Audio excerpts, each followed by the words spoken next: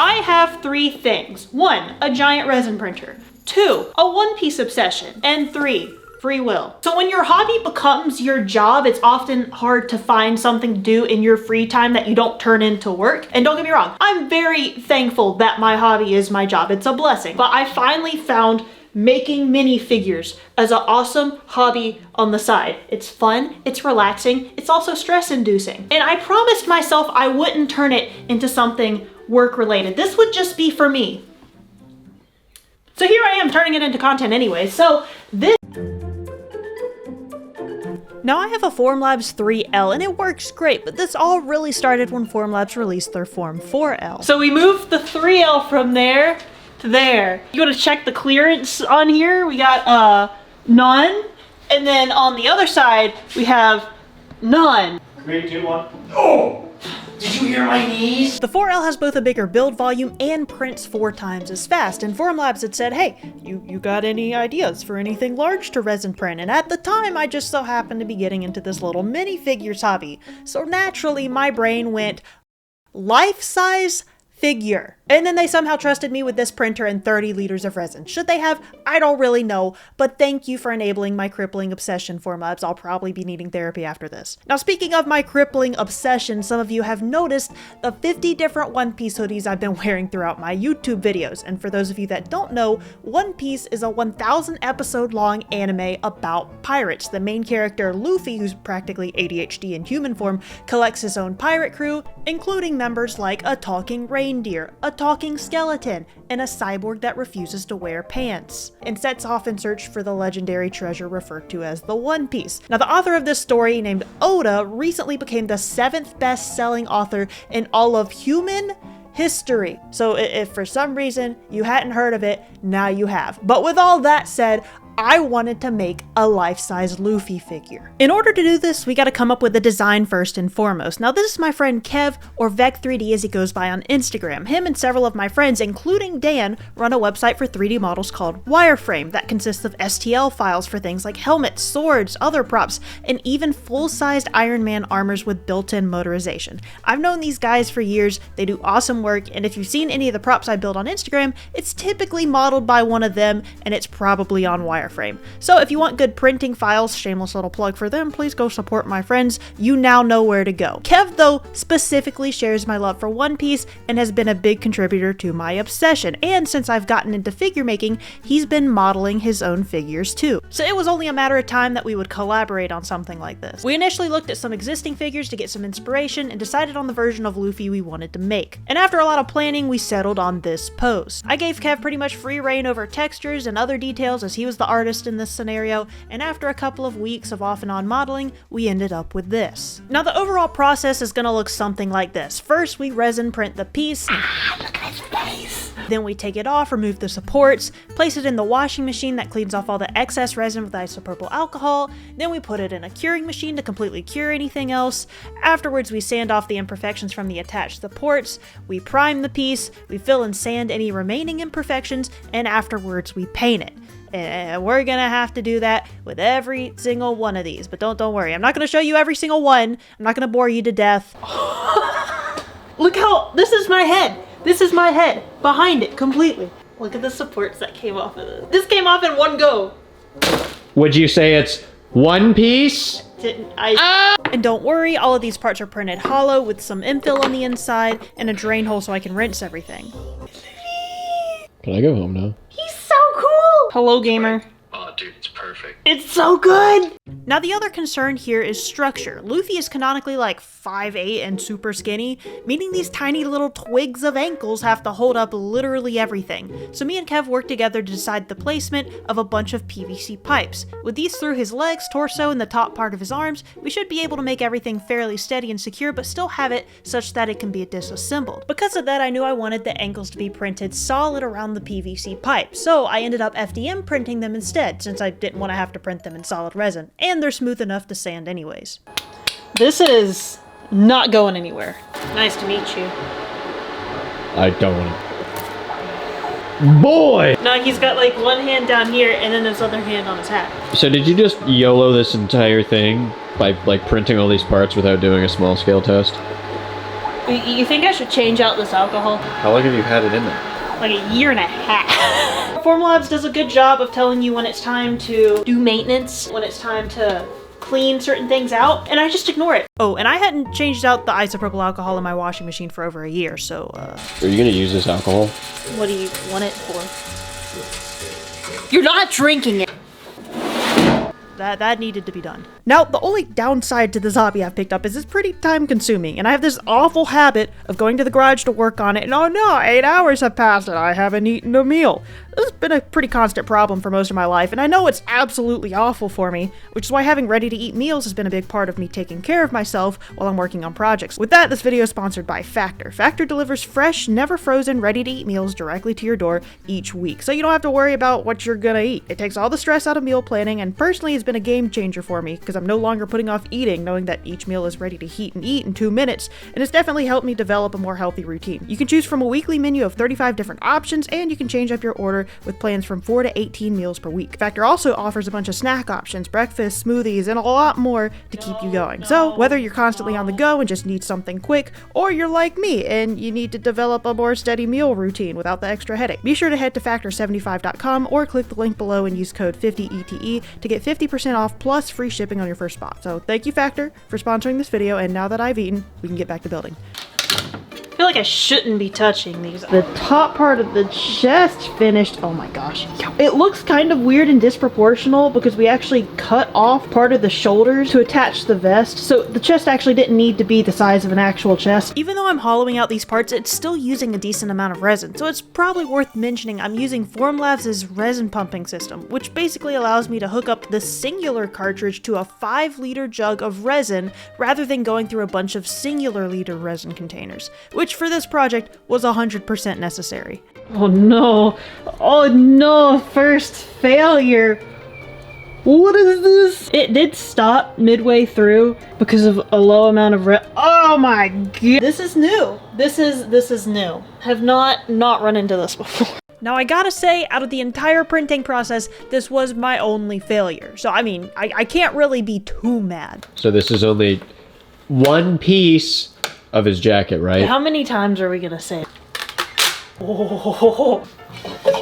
We're getting to the point where these actually won't fit in the curing machine. So we're gonna have to go old-fashioned style and lay them out in the sun, I guess. This is where we're at thus far, with the exception of obviously the 2 pieces that are sitting out in the sun. 2 piece? The back is FDM, because we're not really gonna see that. And then the base. The base is just so wide that it just makes no sense to resin print it whatsoever. So I talked to Kev and he split it up into 50,000 different pieces to all be printed on the bamboos. I gotta reprint the toes.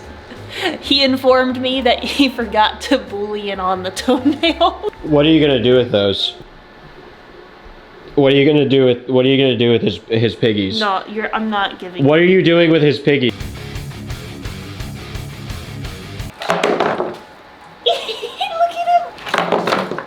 He's looking so good. Half of making things is just like looking at them in the middle stages and just staring at them for a long time. Oh, sorry. I'll attach these 2 pieces together to try to get it as seamless as possible, and then I'll attach the FDM from the back. Yeah, so you're gonna attach the 2 pieces to make them 1 piece. Do you get it? Because 1 piece is the show! To connect all the FDM PLA pieces, we use 3D glue, which chemically welds all the pieces together, and then I take a soldering iron and melt plastic into the seams before sanding. To connect any of the resin pieces, we simply just used epoxy. I've also been cranking away on the base pieces. So I'm printing them all in this orientation. That way we may not even have to sand it. Thankfully Kev was able to cut out where all the cracks were. And now while the rest of the base is printing, it's about time to start filling seams.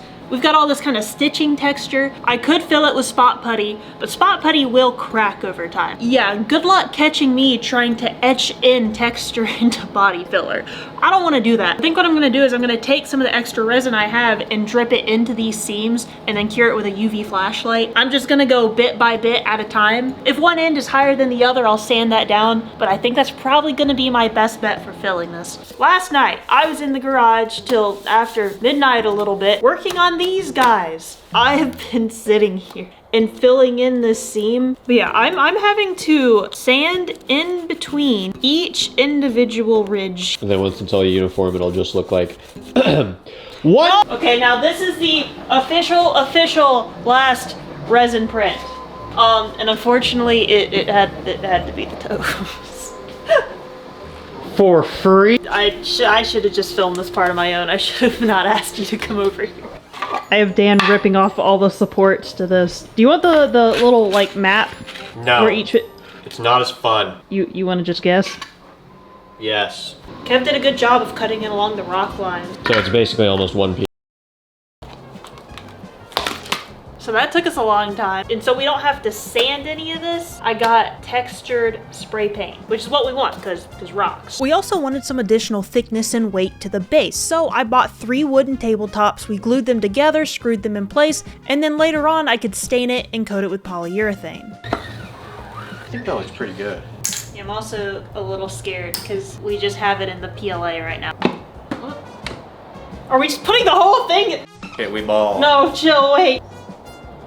Okay, I'm scared to go any further. It looks so good! You gotta put his head on. I posted a short about this and I said I was gonna make a 6-foot tall Luffy statue and everyone's like, he's 5'8", he's not, shut up! Look at the base! He's got a hat too! He just looks like a nub. Next it was time to prime everything. I started with the base and afterwards sprayed it with a textured paint and hit it with a dark gray for the rocks. But once I had sanded and primed everything else, we made a interesting discovery. Am I losing my mind? Or do these nubs go in the base? Where?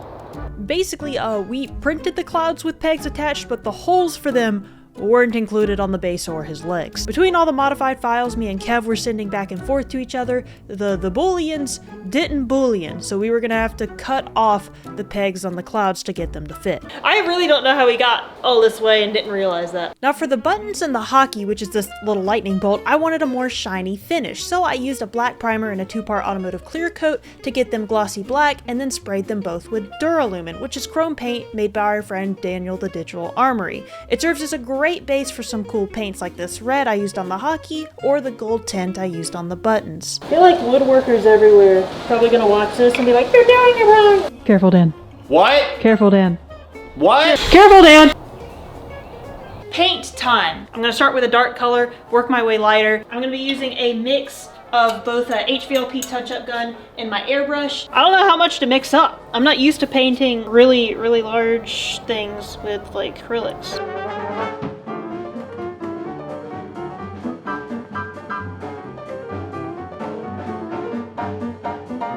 Okay, everything has a base coat. All the colors are a lot darker than what they're gonna end up being because I'm going to use the airbrush to highlight the lighter colors. This is more so the artsy part. This is my favorite part. And also the part I'm still learning. So I started taking lighter colors and hit the high points on all the pieces. I used yellows on the flip-flops, the hat. I used lighter reds on the vest pieces and so on. Have you realized your tape kind of looks like Among Us?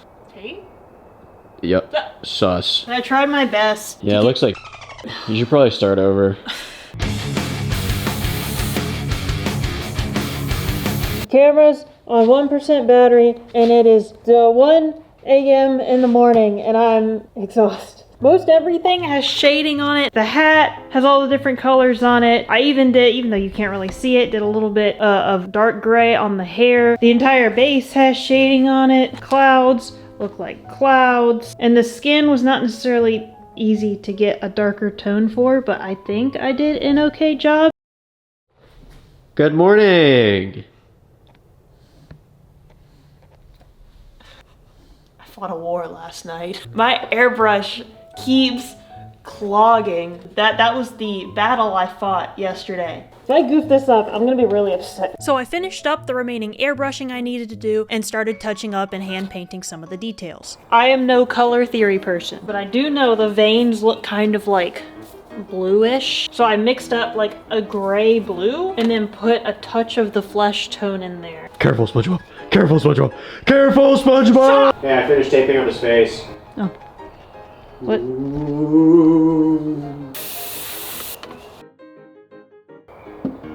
Are you okay?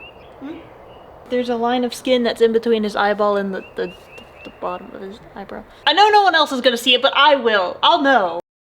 All the painting is done, except for a clear coat. So with all the hand painting done, I took my HVLP touch-up gun and applied a final matte varnish to everything. I'm just gonna hand you this one piece. I'm most happy with the chest. It came out so good. Finally, it was time to epoxy his head and his hat together, and then epoxy his torso together. Thankfully, we were able to leave the rest separate for easy disassembly. So, ended up deciding that if I ever move, I do want this thing to be able to come apart. Everything that really needed to be epoxied together is epoxied together. Everything that has a PVC pipe through it though, and alignment pegs, we're not really gonna epoxy that together. Additionally, for extra stability, we put wooden dowel rods in each of the PVC pipes. Just stay right there for a second. What? Damn. And with that, it was time to finally put it together. My glove is caught in it.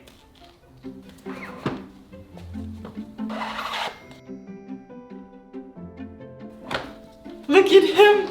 Look at him! Look at the hockey on the hand! Hi, I'm Luffy.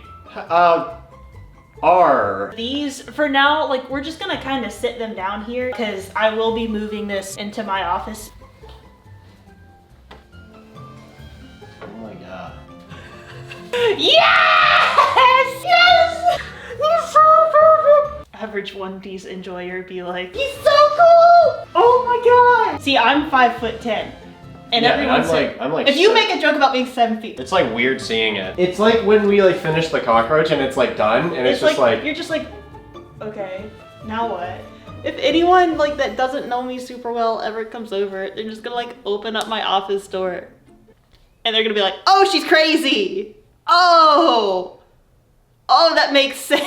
I'm happy with how this scene turned out. The buttons, the hockey, those were the two things that I 2K'd. I'm really happy with the scar too. Like the scar airbrushing gave me one heck of a time, but I think it came out really good. Okay, are you ready to see what's gonna be in our house for a long time? What people will see when they come over. It'll contribute to their initial impressions of us. Are you ready for that? Set. Wow. He's so big. I know. It's so big. It looks great. He's going in where in our house? Wow, it looks great though. look at his toes. Damn, shut up. People about to drop their life savings on them. I'm not selling it. Don't ask me if you can buy it in the comments. Can I buy it? No, actually do. Ask me that. Engagement's good. I'm sending you a video over Discord. Ooh. Yeah, I've been. Wow, dude. I didn't expect it to be this done this quick. This is so cool. There's nothing left on it, right? No, it's This is done. It's done. Yeah, it's just all one piece now. I'm sending it to my parents. We did it. Worth the struggle. Every time I make something, I like rag on it so hard. I feel like this is the first time I've made something, I'm like, this is so freaking cool. Bro. The detail.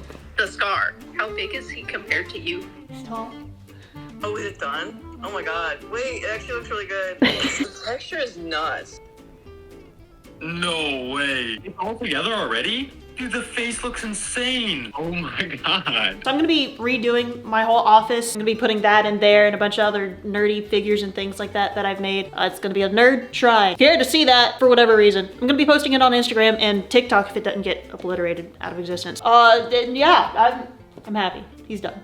So he looks like he just like walked out of the show. It's so cool. Oh, that's where he's from. He's from One Piece.